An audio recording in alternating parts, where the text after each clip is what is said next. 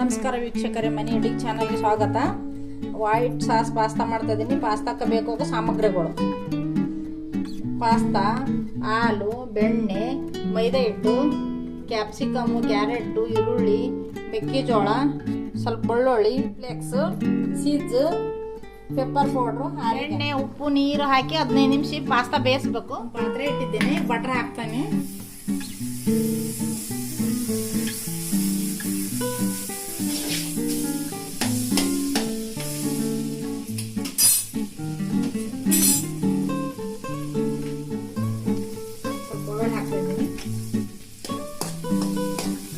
Fry ಮಾಡಿ ತೆಗೆದು ಆಮೇಲೆ ಪಾಸ್ತಾ ಮಾಡ್ತಾಯಿನಿ.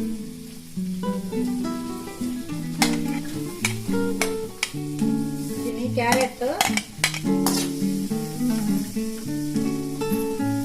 ಚೆನ್ನಾಗಿ ಫ್ರೈ ಆಗಬೇಕು.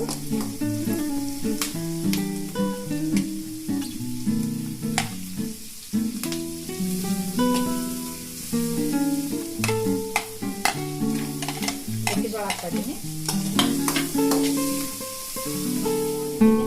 ಒಂದು ಸ್ಪೂನ್ ಬಟರ್ ಹಾಕ್ತಾ ಇದ್ದೀನಿ.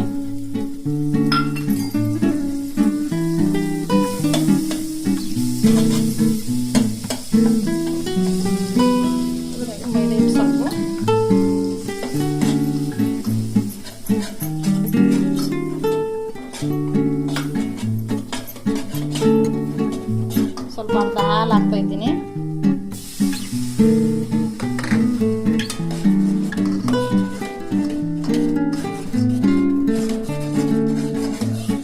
ಮೈದಾ ಹಿಟ್ಟು ಹಾಕಿದ್ರೆ ಚೆನ್ನಾಗಿ ಬರ್ತದೆ ಪಾಸ್ತಾ. ಅರ್ಧ ಹಾಲು ಎತ್ತಿಟ್ಟಿದ್ದೀನಿ, ಅದು ಅರ್ಧ ಸ್ವಲ್ಪ ಹಾಕಿ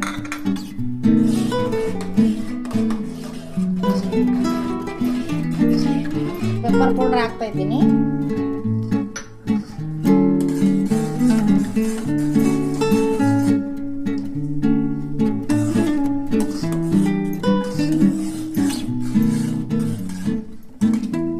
ಪಾಸ್ತಾ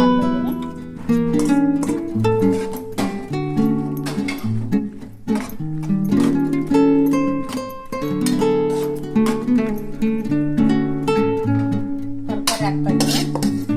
ಬೇಸಿದ ತರಕಾರಿ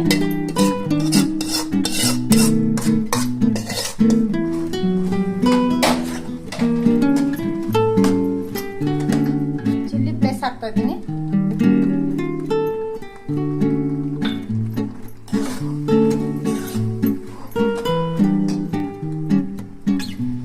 ಸ್ವಲ್ಪ ಆರಿಗಾನ್ ಹಾಕ್ತಾ ಇದ್ದೀನಿ.